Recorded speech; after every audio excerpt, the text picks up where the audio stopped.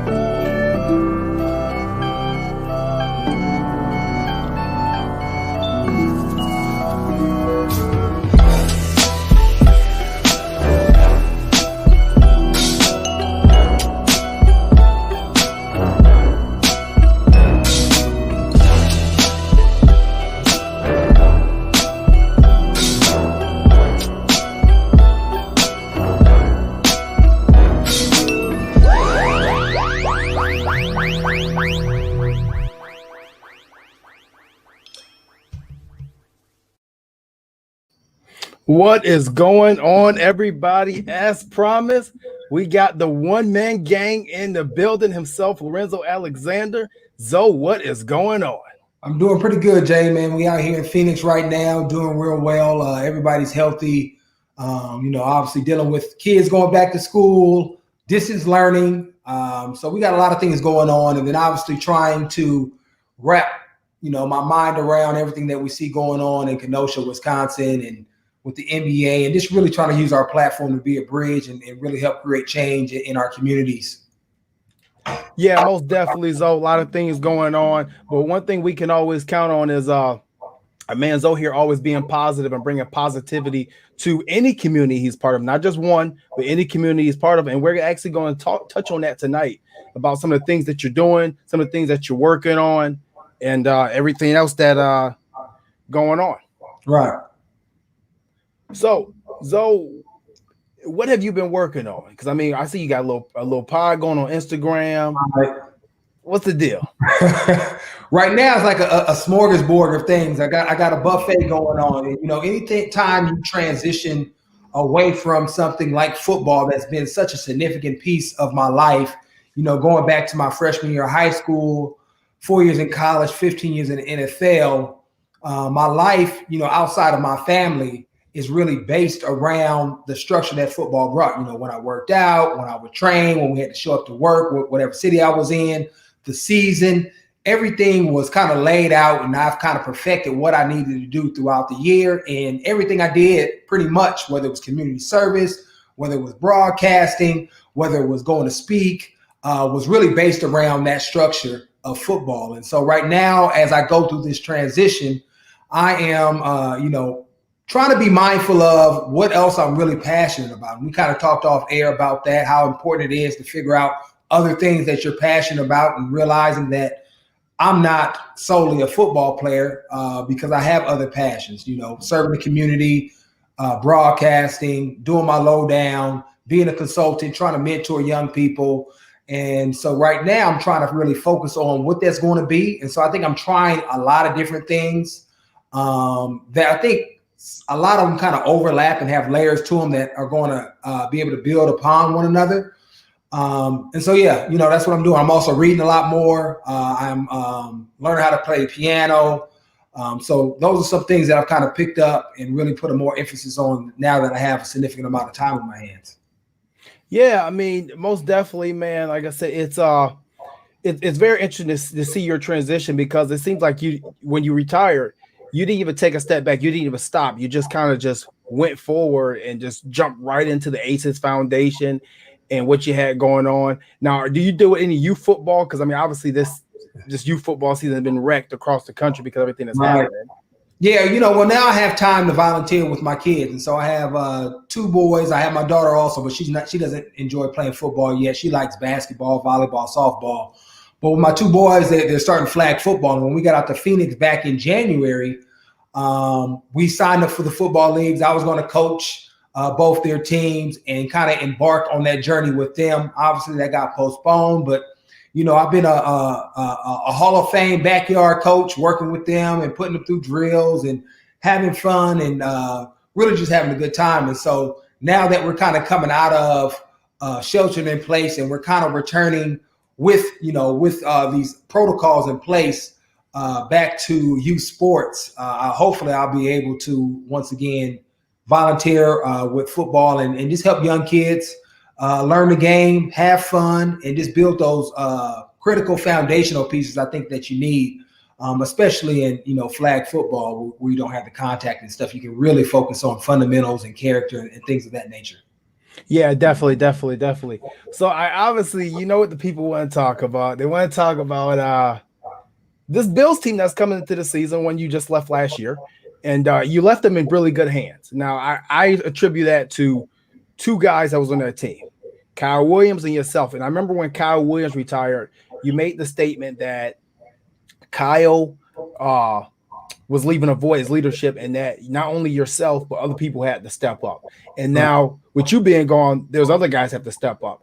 Yeah. And we seen Josh take a step forward last year, and we seen a guy, Tremaine Edmonds, who you worked very closely with, take a step up. Yeah. So what do you think their leadership is going to be like moving forward, and what kind of impact do you think you had on them? Yeah, I think they're going to do just fine. And I think it's important that we do have the voids. You know, when Kyle leaves and I leave, obviously we meant something to that team and organization because we were, you know, doing our job at the best of our ability. But when you have those voids, it gives space and room for guys to grow and into those spaces, right? Because those guys just naturally had a lot of respect for me and Kyle, the same way as I had for Kyle. I never wanted to do anything that was going to kind of move him to the side. I was trying to come alongside of him, support the direction that he was leading. And the same thing I think both Josh and Tremaine did while I was there. There may have been some times they wanted to say things, but they allowed me, because I was the veteran in the room, to kind of have that space. And now that I'm gone, I've heard nothing but great things. You know, obviously I still talk to both of them because we've developed a true relationship and friendship. And so now it's more of a mentor role and just making sure that I continue to encourage them to speak up, because sometimes it's hard, right?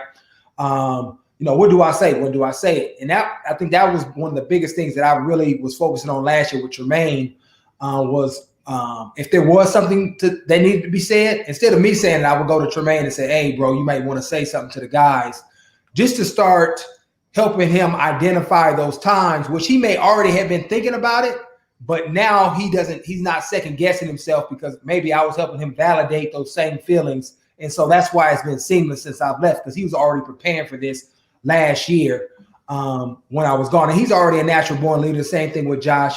But anytime you have, a personality or somebody that has been deemed a leader in the locker room leave, it gives those guys more of an opportunity, the same way that I felt when Kyle transitioned. And, I'm just happy that those guys are stepping up. It means that, obviously Kyle did things the right way as far as pointing to me. And then I did the same thing as far as paying it forward to those guys, that they haven't felt like they've had a lack of leadership or a void because we weren't in the room. And if they did feel that way, that means I didn't do my job well. So I'm glad that the team feels good about them. They feel good about their role, and I have nothing but great expectations for what they're going to do this season. Yeah, no, definitely. It's no doubt about it. I mean, both of these guys have shown leadership. Both of these guys have shown maturity on and off the field, and especially off the field. When you talk about young players at their ages, I mean, we see so many guys go down that path of getting in trouble off the field, getting the little hiccups here and there, but not these guys. I mean, if you really look at Tremaine, obviously Tremaine comes from a football family and his father playing in NFL. And it seems like, all they do is eat, sleep, and everything football. So you left them in really good hands. And speaking of leadership, I go back to when you retired in Buffalo. And it almost is like you played your entire career in Buffalo the way you're cheating the way out the door. Yeah, I get that feeling too.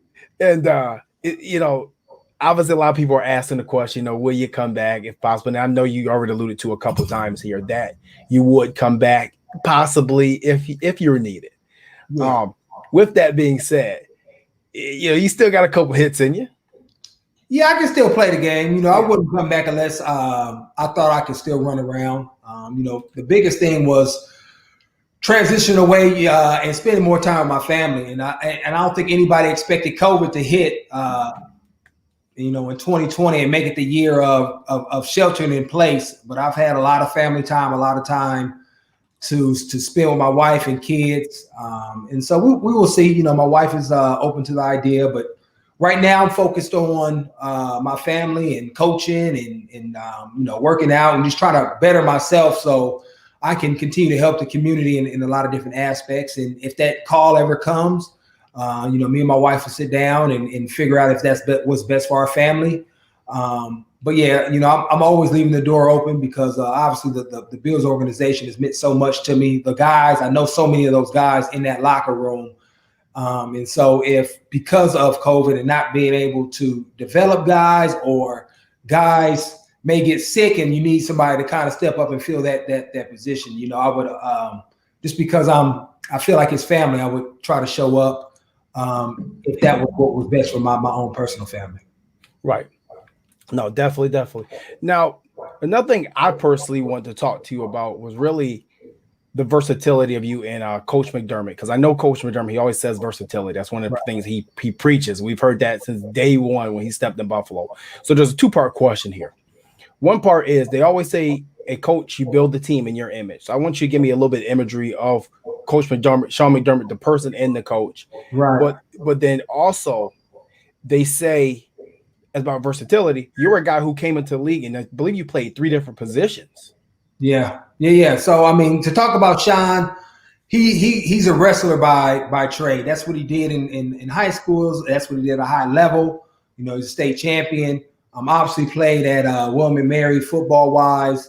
But he's very structured because of his wrestling background, very intentional about what he does. And so he makes sure that he brings in guys that have that same mentality, that approach the game, that love the game, and really appreciate the opportunity they have, but are really about bettering their craft and their skill every single day, because that's what he had to do to be great. And so he's always trying to find those guys, regardless of how talented you are. If you're talented and you have that, great. But he'd rather have an average player that is playing like a Hall of Famer versus a Hall of Fame talented guy that's playing like a good player. Just because that's what he believes in. He's blue collar, and he ultimately believes that is what's going to win, because you have guys every day trying to achieve being the best version of themselves. And so therefore the people around him are going to try to emulate that as well. I think he's a guy that speaks his mind. And so he's always trying to find leaders that he can trust and people that are comfortable enough in their own skin to give him advice. I mean, I think he's really done a great job when you see him construct his teams, that he always has a good core veteran group, some great young talent, and then you get that great blend of guys and skills and talents that allows him to put a pretty solid football team on the field.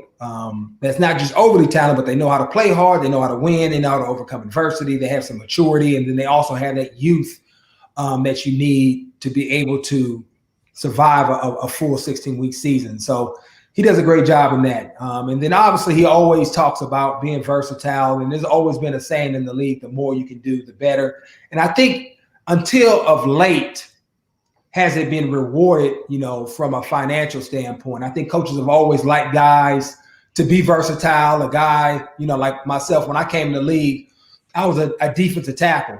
But after I bounced around a little bit, being on practice squads, especially in Washington, they noticed that I could also do some offensive line. I could play some special teams. And so my first couple of years, I was doing both of those things. And then throughout my career, was able to play inside linebacker, outside linebacker, some fullback, and then obviously was a special teams player for many years that really allowed me to have some longevity throughout my career. And so nowadays you see guys, because of the way the game is played, is about matchups. You see guys like a Isaiah Simmons, right, that can play out of the box, can play like a safety hybrid, has those skills, can cover guys, but also can go into the box and thump guys. You see a guy like Tremaine. I mean, the dude is built like a D-tack or defensive end, tall, long, 255, 260, but is very rangy. He can go outside the box and come inside the box. And those are guys that coaches are looking for these days. And even on the offensive side, right, tight ends that can split out, but then also can come back in and block. Because you want to be versatile and be able to do various things, but keep the same personnel a lot of times on the field. So you're not necessarily tipping your hand based on who's in the game. And so it goes a long way. It also helps coaches, I think, develop rosters, and maybe you're able to keep more guys in another position because you do have a guy that can maybe play 2 or 3 different roles on your team. And so, I really like this guy, even though he may be like let's say the 6th receiver or the 7th receiver, but he's very dynamic. If you have a defense or a linebacker that can maybe play defensive end, rush on third downs at D tackle, and then play some linebacker like I was able to do, GM may be more prompt to maybe keep that guy because he's so talented and can see, and let's continue to develop this player. And so I think those are a couple of ways a versatile player can really help a roster, obviously schematically, but then also the way they build their rosters. Yeah, definitely. I mean, like I said, I actually got a clip of you here from when you're in Washington. Yeah. Playing special teams. And, it's funny. And Don't look at the score. Shady would always bring up the score, and I would bring up this hit right here. Yeah. You know what I mean? So it didn't matter to me. I'm always playing hard. I didn't care if we was getting blown out. We was blowing them out. But that's where I made my living. That's where I got my longevity, just playing hard every single opportunity. I've been cut a couple of times. So anytime I was on that field, I was trying to lower that boom. And you can see then I was a little heavier then. Yeah. Probably about 275. 280 running down on kickoffs at the 3. That's a little bit of that old school NFL right there. Yeah, I mean, you had a couple hits here in Buffalo too. I remember the one on AJ Green. Yeah, you had a couple hits here, a couple smacks in Buffalo. And I like to lower that boom. I've always, prided myself on being a hitter. Growing up, especially in the late 80s, early 90s, it was all about that old school, just knocking cats and being physical. And that's what I kind of prided myself on. Is really being physical and trying to bring those big hits, because those were momentum changers. Even in that game, we was getting blown out. When I hit that guy, the next couple of drives, we actually picked up steam. And so that's what I was always told, special teams and the body punchers to set up our offense or defense. And so those big hits really was able to bring that intensity and that change of pace a lot of times to the teams that are on. Right, and it's funny that you say because obviously we know today is tomorrow is National Madden Day. It was Okay. released Madden 21. But if you guys do not know, here go a little Zoe tidbit. At one point in like Madden 2003, Zoe was the fastest D tackle on the game. He had like 82 speed, like 87 acceleration. Now, only reason I know that because I was ranked number 26 in the world, and I used to use the Redskins, and I used to drop Zoe back in coverage. You got a lot of interceptions back then. Okay, all right. I see you. I see you. All right, I like that. But hey, so we got a couple of questions here, and I actually do want to give a shout out to Dan Gabbia from Cold Sox, who are partially sponsoring this interview, and my man Diver over there at Avalon Media. And we're gonna talk about Avalon Media because you got a lot of things going on over there with them. And why don't you give me a breakdown on what it is and what it is that they do, so the people find out, because Avalon Media is going to be coming into Buffalo region real heavy, man. Yeah, they're doing a great job for me. So I got a question here. Tony Barnard says, What is your favorite memory from your time here in Buffalo? Wow, I got a lot. Before I answer that, let me turn this light on. Okay. Because it's getting dark on me out here, and I didn't turn the light on. But my favorite memory in Buffalo, man, I got a ton of them. I mean, I think obviously the biggest one was breaking the drought. I mean, being in that locker room down in Miami and what we had accomplished with that team. And everybody thought we had punted the season because I think that was the year we traded away Marcel. Sammy, that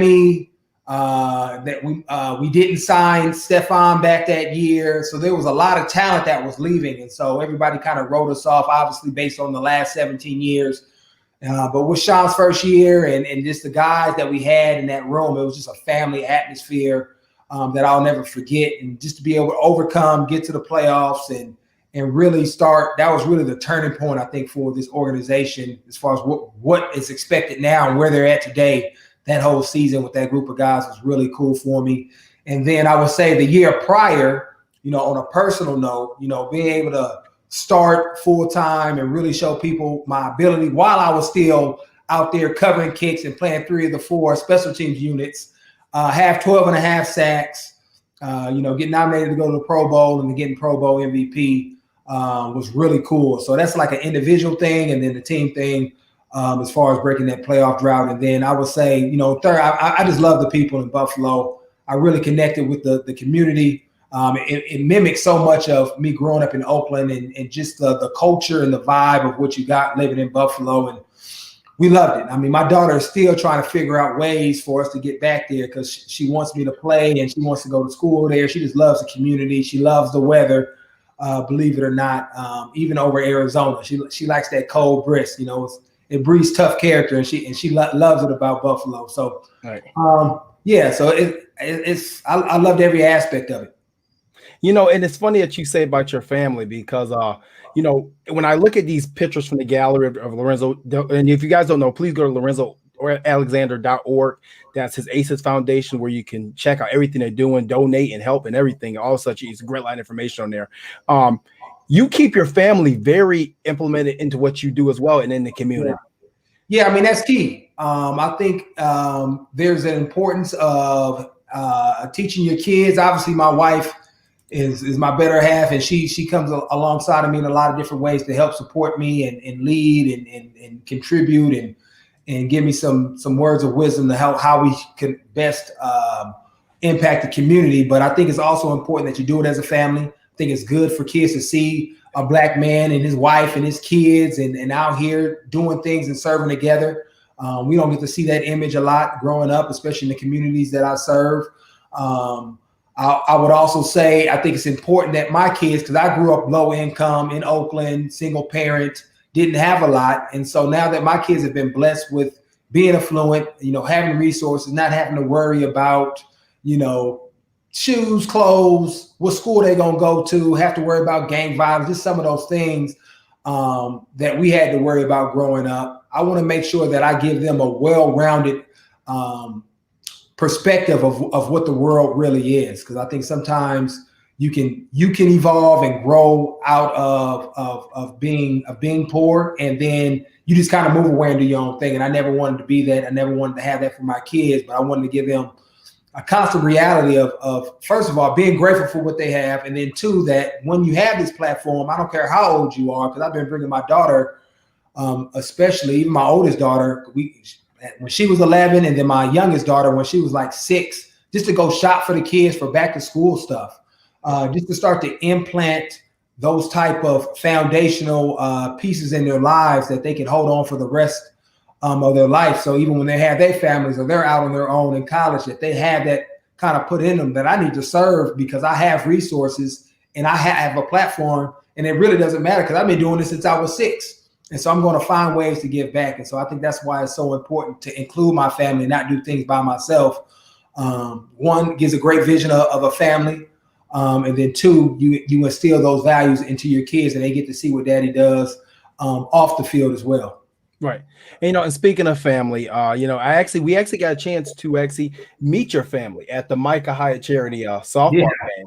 You remember you had your son out there. I mean, he was out there running around trying to field balls and everything, man. I saved his life a couple of times. A couple of them hot ones was coming at him. You got to see some of my skills, that I'm not just a football player.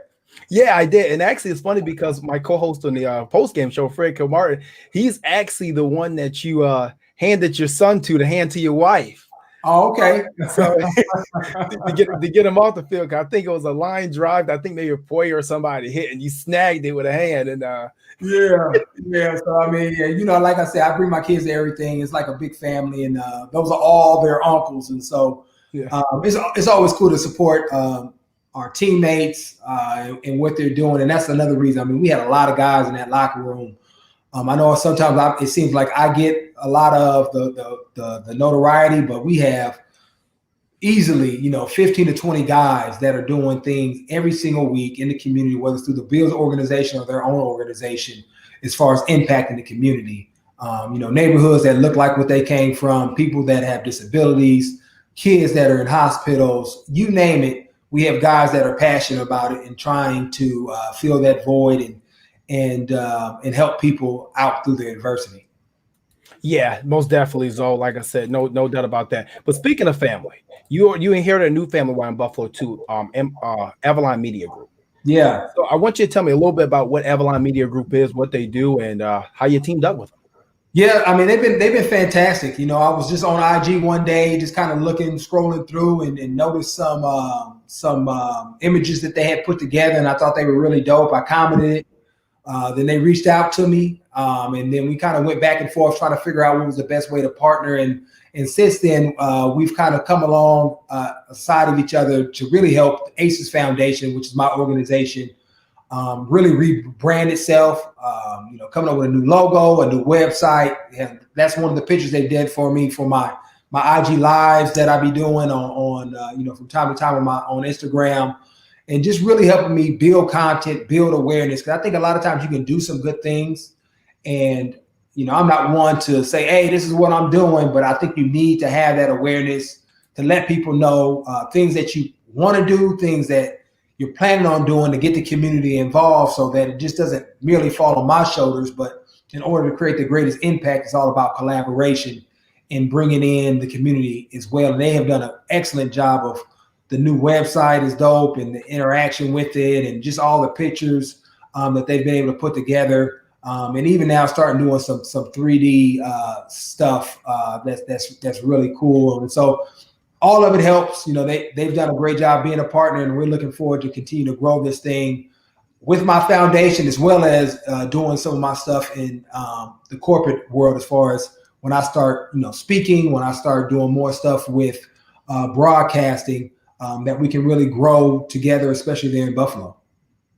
Yeah, definitely. So, like I said, Avalon Media, if you guys have not checked them out, please check them out on the platforms. They have some spectacular things. I saw that they released a video of Zoe's jersey spinning in 3D today, and that was great. Yeah. Some great guys over there. I've had a chance to talk to Deaver Del Monte, and he's really big on just building a family. And that's that good feel. Very good stuff coming out of them. So if you're in Buffalo, make sure you check them out. If you need something, contact them too. Excellent work. But Zoe, one of the other things that I really wanted to bring up to you, besides ACES Foundation, besides of football, we're going to get to some of these questions too. I wanted to talk to you about Coach Leslie Frazier. Yeah. Because this is a guy that, me personally, I mean, if you know anything about the 85 Bears and how good that defense was going back, Coach Frazier has been on some damn good defenses, and he's coached some damn good defenses. And I feel like this is a guy who he doesn't get enough respect from the media because in that National Football League, he's well respected. Right. Tell us some things about Coach Les that people may not know. Yeah, and I think a lot of that probably has to do with his demeanor. I mean, he's real laid back. He doesn't mind playing the background. He doesn't have to beat his chest to let people know how successful he is and the type of impact he's had on, obviously our team and our organization. And so when you're not boisterous like that, I think you get overlooked. And he's fine with that because he's secure in who he is as a man of God, as a father and a husband. And so one of the things that I've really enjoyed is just being around him and just talking about life. Obviously he played this game at the highest level. He's won a Super Bowl. He's coached some great defenses, as you mentioned. Obviously in Buffalo, we were a top 3 defense last year. But to be around him and just to gain the wisdom about, how to be a father, how to transition, how to be what does that look like? What does consistency look like? What does humility look like? He talks about it every single day, but more than that, he exemplifies it by the way he speaks, by the way he raises his kids, by the way he relates to his wife. And so, as a man, he's probably the coach that I probably learned the most from, because we used to just go and have conversations for an hour and a half, easy, just catching up on life and, who we were as men, how can we continue to grow? How can we continue to lead and impact different people on our team, in our community? And so what he's done football-wise speaks for itself, but what he has done for a man, I'm forever grateful for who he is, because it's really helped me grow and it's really helped me during this time of transition. And we still talk consistently now. I mean, he texted me this morning just talking about, the state of our country, what guys are dealing with, and just things like that really are about life, legacy, and that really matter at the end of the day. Right. So, so we'll get to some of those fan questions and comments, because, we got a lot of them tonight. These people are really active. So Let's see. James Bilek says Lorenzo is forever a Bills linebacker. Yeah, I appreciate that. It's a lot of great linebackers too. So to even be suited up in that uniform and wear number 57 and the legacy, when you think about, obviously like a Cornelius Bennett and all those great linebackers during that era and what they brought to the game, it's just really cool. London Fletcher was there. One of those guys that just suited up, and they're just known for having great defense and great linebackers. So even just to play and obviously I'm not as great as those guys, but to be associated with them, because I got to wear the uniform, has been a huge privilege. Dan Gambino from Cosac says, tell us about that belt behind you. You gotta. Oh yeah, that's the People's Champ belt. I grew up a huge rock fan, and I always wanted the belt, so I had to earn that. But every year we have the Irons Bills games, and it's a creative way for coaches to get players to buy into the offseason and give their all a little bit more, because we're all competitive. Of course, we would show up and do our job anyway, but to get that extra little oomph out of you, the extra little push, they do these things where we have competitions after every week. And so you get points for showing up, obviously working out, lifting hard, trying to max out. But then we would have like competitions. We would have like tire tosses. We would have like relay races, all types of stuff, just to kind of, compete and take it to another level. And we'd have teams too. So last year, at the old age of 36, I ended up winning the individual award overall and scored a ton of points and just dominated the field. So that's how I know I can still play, because them cats couldn't keep up with me last year. So it really hasn't been anything different this offseason. So, but that's what that belt is. That's why it's up there. And then that's the trophy that it's wrapped around that I got last year for winning the Iron Bills individual award. So yeah, I'm People's Champ, as I like to call it. Okay. Jared Reed says, Lorenzo, love watching you play. A true leader on and off the field. See you in January, ? If 57 is available, what number do you hope to land? We'll see. I don't know. Both the numbers that I've typically worn are taken. 57, obviously AJ has that right now. And I don't know if that'll change once rosters are reduced and maybe a 90 number comes up. But maybe he took it because it was connected to me. Maybe they gave it to him because it was connected to me. I don't know. And then 97, my man Mario Addison has it. And so I don't know what number. I really don't. Both of those numbers have meant so much to me, but I will figure something out. I'm definitely not buying it off of neither one of them, which is the typical kind of tradition in the league. If you want a number, you buy it. But I'll come in and take whatever they give to me. As long as I can go out there, suit up, and hit some folks, if I end up coming back, that's all that matters to me. Hey, I think the people are just happy to hear that the door ain't closed. You know, Michael Jordan once said that he was 99.9% sure he won't come back, and guess what? He was back. So multiple times. Right. Yeah, he's speaking into existence. It ends up happening, right? Yeah. Let's see. We got another good comment here. Tony Barhart says, which former teammate had the biggest impact on you during your career and why?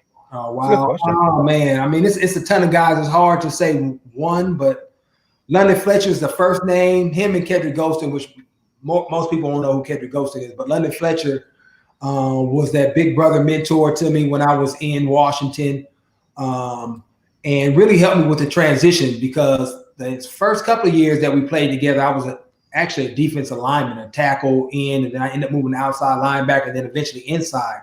And he really helped me more so than anybody on that team with that transition of how to study from a linebacker position, what to look at, what are my keys, how to be a professional, how do you call defenses, what is split safety, all those things as a defensive lineman that you tend to neglect because all you worried about is taking on this double team or getting after the quarterback. He really helped me through that transition. And then also when I was in Washington, the stadium was it wasn't in DC. We lived in Virginia and we had to drive maybe an hour for home games, and then maybe another 20 minutes or so to the actual stadium. And so we used to always ride together. And so the type of conversations that we would have, again, much like Leslie Frazier, about our faith, about our family, about community work, about how we grew up, things that we both had to overcome. Those conversations were so instrumental in my development as a person, as a man, that really allowed me to then transfer growth and maturity and manhood to my job. So those things helped me become a better football player. So London Fletcher, and then I mentioned Kedrick Golston earlier, and that was more of a brotherhood. He was a defensive lineman out of Georgia, and we played from 2006 to 2012 together, and he's the godfather of Mason, and so our families were really tight, and we did life together, and that was really important to me to have somebody kind of alongside me because I didn't really have a true brother relationship growing up, and he was probably the closest to it. And so to really do life, hold each other accountable, do community service together, go on trips together, really meant a lot to me in our relationship and how that developed. Definitely. Community is really huge. And I mean, I think too, I always go back to the Micah Hyde game, charity game. And the reason I go back to that game, because Buffalo, we had a dry spell in Buffalo for a long time as far as football. The fans never gave up, but we had a dry spell as far as winning and being competitive. We hadn't had anything like that, a camaraderie, since honestly early 90s with Jim Kelly and Thurman and those guys. And I thought that was a true testament. That moment right there for me was a true testament of how tight-knit this team was. And that Sean McDermott, when he said one Buffalo, and he meant it. Yeah. It's not a slogan. I mean, it's something that we really talk about every single day, and there's an intentionality about making that into our culture. And so I've never had an issue in Buffalo with guys showing up. I'll actually have the other reaction where if I forget to tell a guy, they'd be like, "So what happened? Why you didn't tell me about it? I would have been there. What's going on?" And so even at like my bowling events, you see that Micah Hyde's events. Anytime we're doing a backpack giveaway, you'll see it on Tuesdays. Guys are willing to serve and show up and really support each other. And it's because we have a love and respect for one another. And I think that was one of the greatest things I think Sean did when he first got there, was give everybody, no matter if he was a first-round draft pick or a bubble guy trying to make the roster, an opportunity to share your story and who you were and what made you who you were and who were those people in your lives to help you get to where you were at. Because in those conversations or in those presentations, we got to see a lot of commonality as far as where people came from.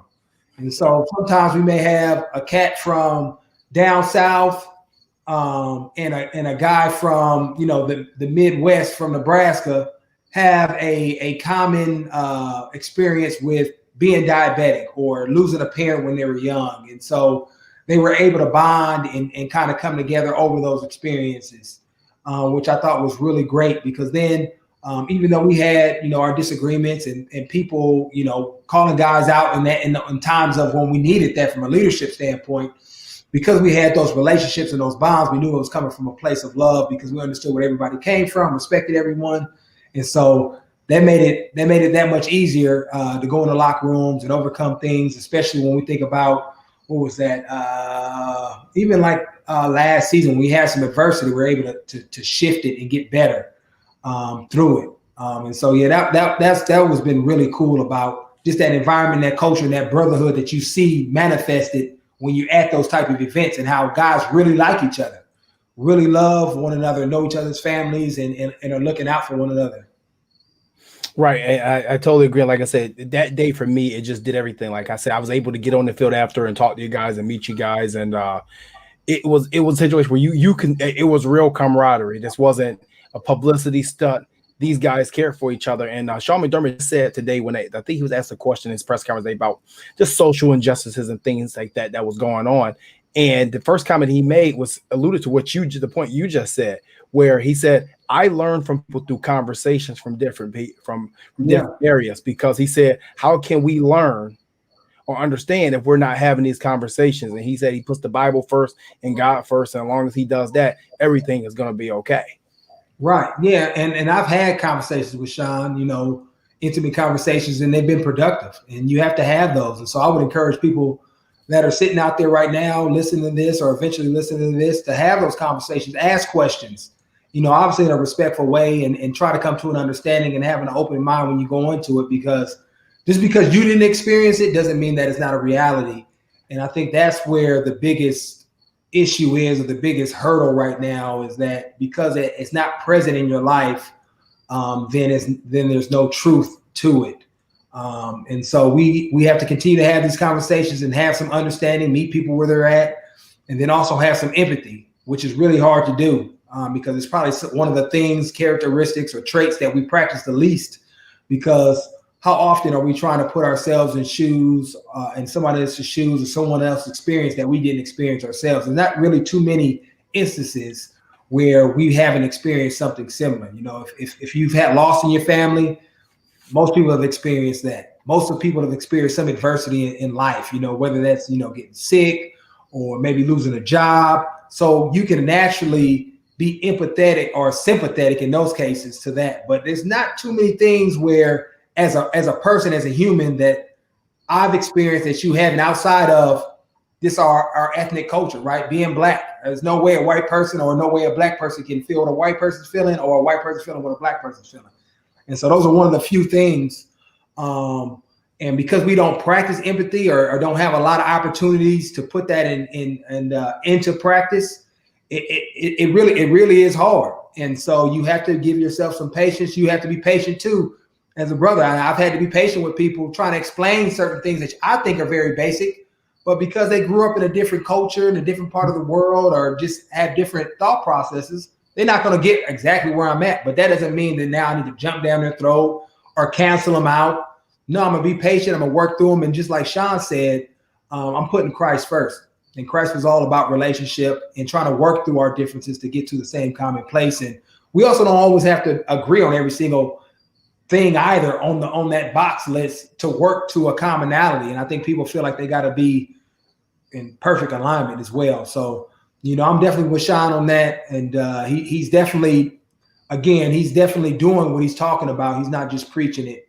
And I think if more people kind of took that to heed and took that into practice, what he's talking about, having those conversations, and, you know, a lot of us call ourselves Christians. And if we really are trying to follow Christ and what he opened his heart to, and who he and how he listened, and how he operated, and how he loved his neighbor and took on the burdens of his neighbors, then we would be in a lot better place. Wow. I mean, definitely. I totally agree. And I mean, like I said, Sean McDermott is a guy, he doesn't just speak it, he walks it. He, you know, you see what you see is what you get. And I mean, he's a humble man. Yeah. And honestly, a pure as heart as you can find.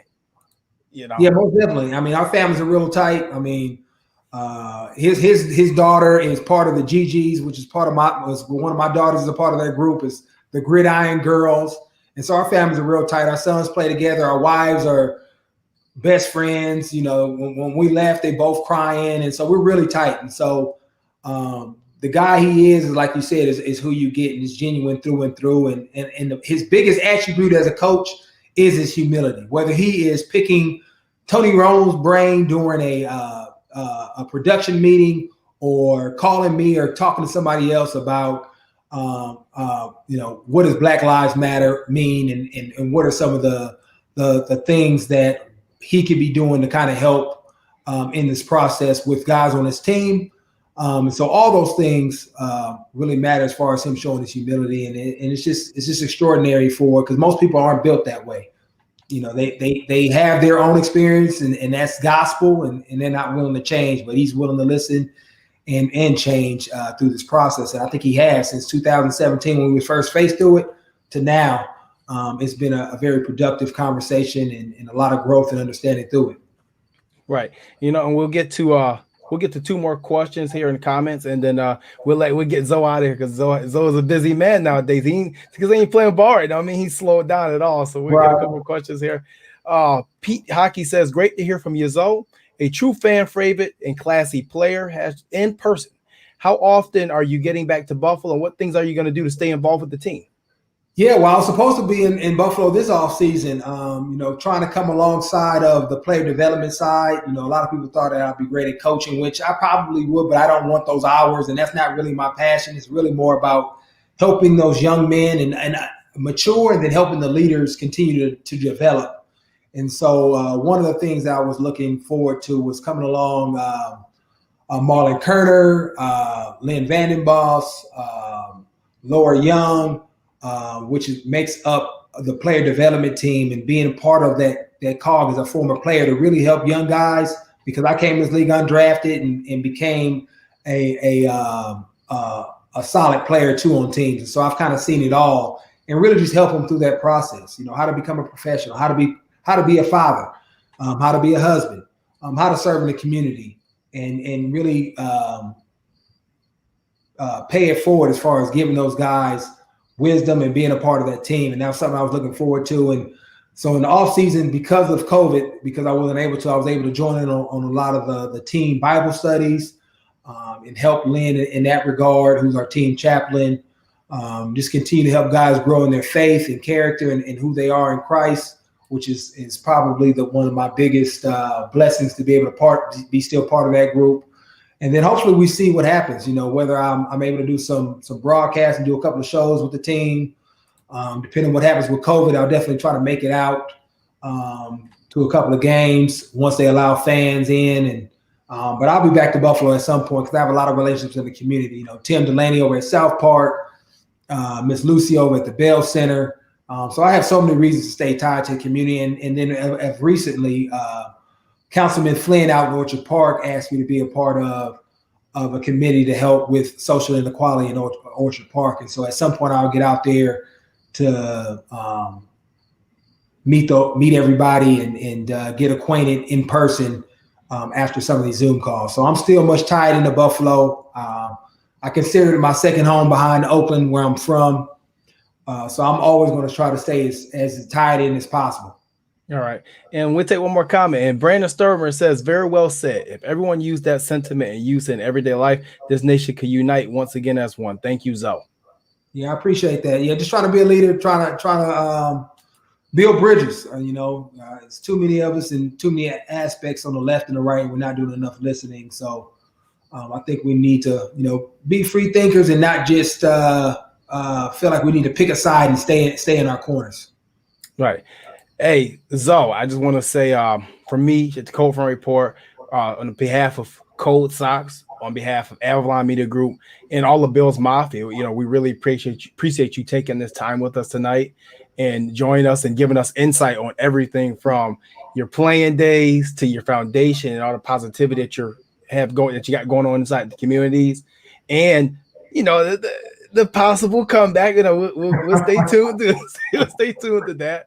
Well, Yeah. I mean, we just want to say really thank you for just taking the time tonight to join us. It's always great hearing from you. You brought so much to our team. You brought so much to our community. And I mean, you know, you're Buffalo, you're honorary Buffalonian. Maybe we can try to give you a key to the city. Yeah, maybe we'll see. It's a lot of great things, a lot of great memories there. Look forward to making more, being part of the community. So again, thank you, Jeremy, for bringing me on today. You know, I'm always up for it. Hopefully, we continue to be able to work and do some things. Maybe hopefully during the season, if it all works out, and put some content to the people. Oh, definitely. We'll make it happen. We'll make it happen. Zoe, where can people find out about your foundation? Let's give some information on your foundation where they can donate. Yeah. What can they do to help you out here? Yeah, so people can go to lorenzoalexander.org. You know, we have obviously our updated website that Avalon Media did for us. And right now I'm working on an initiative, and we talked about this too, Jeremy, right? Of trying to help young people understand that there's more than just being the athlete, but that student part is probably way more impactful. And if you still want to be around athletics, there's a lot of different avenues to take. And so we're trying to develop a program where we talk about the marketing side, the business side, the ticket sales, the ownership, the analytics, the broadcasting, the journalism. There's a ton of things, physical therapy, where students can still be involved in athletics, but be more of a supportive piece of that to the athlete, which is huge. So trying to get that going, working with Bridget and there locally. And so looking forward to hopefully being able to bring those to kids in Buffalo here soon. And so I think that's something important that people can maybe get behind. You can donate on the website as well, and you can earmark it for that program. And I'm on IG, you know, Lorenzo_John. I'm on Twitter, One Man Gang. So yeah, definitely interact, follow, always try to put out some good content with the help of Avalon Media and try to make the world a better place, you know, one day at a time. One day at a time. Hey, once again, thank you everybody for tuning in. Thank you to my special guest, former Bills linebacker Lorenzo Alexander. Thank you for all. Like I said, once again, thank you for all you do. Thank you for taking your time, and we get together some more. We do some more of this. I'm down. But hey guys, that's our time tonight. Once again, thank you to my co-host there, our guest today. Thank you for everybody for tuning in and your great questions. There were excellent questions tonight. And let's just take a little bit from this conversation, Lorenzo, and try to make this thing a better place one day at a time.